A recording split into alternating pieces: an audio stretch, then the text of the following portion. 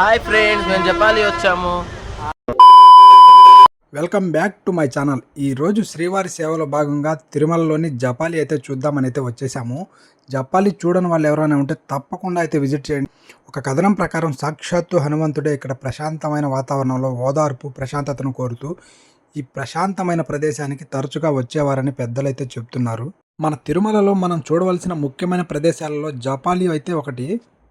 ఇక్కడ వెలిసిన హనుమంతుడికి చాలా పురాణ ప్రాముఖ్యత కలిగిన చరిత్ర కూడా ఉంది. ఈ ప్రదేశంలో ఎందరో మహాత్ములు, యోగులు, సాధువులు సిద్ధి పొంది తరించారు.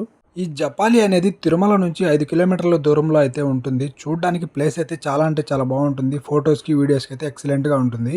ఇక్కడికి వచ్చిన వాళ్ళు ఎవరైనా ఉంటే కామెంట్ చేసేయండి. ఇలాంటి మరిన్ని వీడియోస్ కోసం మన ఛానల్ కూడా ఫాలో అయిపోండి.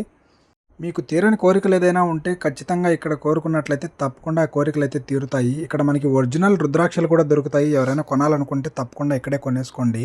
ఇక్కడ ఉన్న కోతులకు మనం ఏమైనా తినిపిస్తే చాలా మంచిది. మీరు కూడా తినిపించేయండి. మరొక వీడియోలో మళ్ళీ కలిసేద్దాం. మన ఛానల్ కూడా ఫాలో చేసుకో మరి.